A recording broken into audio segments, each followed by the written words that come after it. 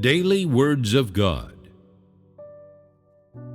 The work in the stream of the Holy Spirit, whether it is God's own work or the work of people being used, is the work of the Holy Spirit. The essence of God Himself is the Spirit, which can be called the Holy Spirit or the sevenfold intensified Spirit. All in all, they are the Spirit of God, though the Spirit of God has been called different names in different eras. Their essence is still one. Therefore, the work of God Himself is the work of the Holy Spirit, while the work of the incarnate God is nothing less than the Holy Spirit at work. The work of people who are used is also the work of the Holy Spirit. Yet the work of God is the complete expression of the Holy Spirit, which is absolutely true, whereas the work of people being used is mixed with many human things, and is not the direct expression of the Holy Spirit, let alone His complete expression. The work of the Holy Spirit is varied and not limited by any conditions. The work of the Holy Spirit varies in different people.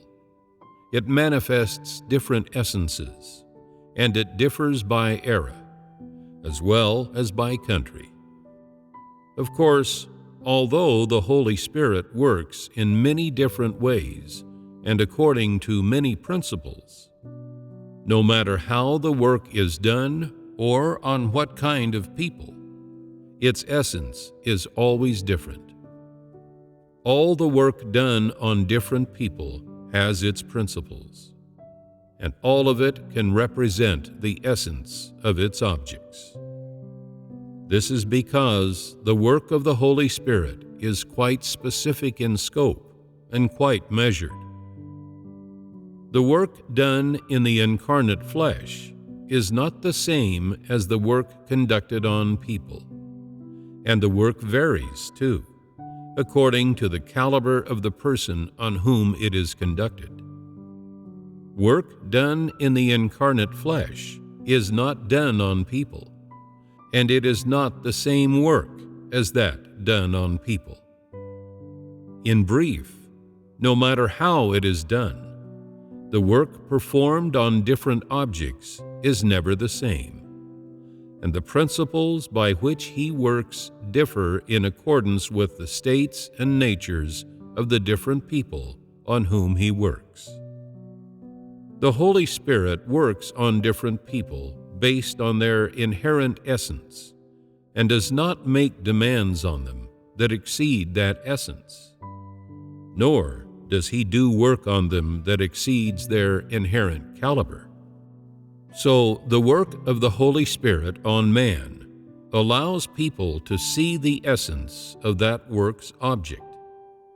The inherent essence of man does not change. His inherent caliber is limited. The Holy Spirit uses people or works on them in accordance with the limitations of their caliber, that they may benefit from it. When the Holy Spirit works on people being used, those people's talents and inherent caliber are unleashed, not withheld.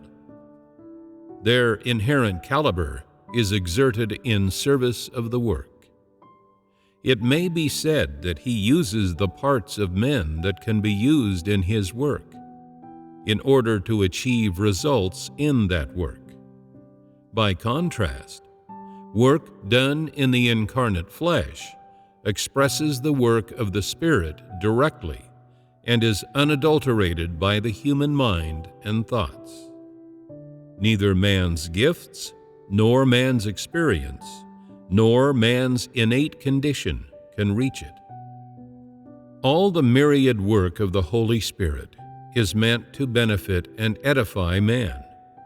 However, some people can be perfected, while others do not possess the conditions for perfection, which means they cannot be perfected and can hardly be saved and though they may have had the work of the Holy Spirit, they are ultimately eliminated. This is to say that though the work of the Holy Spirit is to edify people, one cannot say that all those who have had the Holy Spirit's work will be perfected completely, because the path many people follow in their pursuit is not the path to being perfected. They have only the unilateral work of the Holy Spirit, not subjective human cooperation nor correct human pursuit. Thus, the work of the Holy Spirit on these people comes to serve those who are being perfected. The work of the Holy Spirit cannot be seen directly by people, nor can it be touched directly by people themselves. It can only be expressed by those with the gift of work, which means that the work of the Holy Spirit is provided to followers through the expressions people make.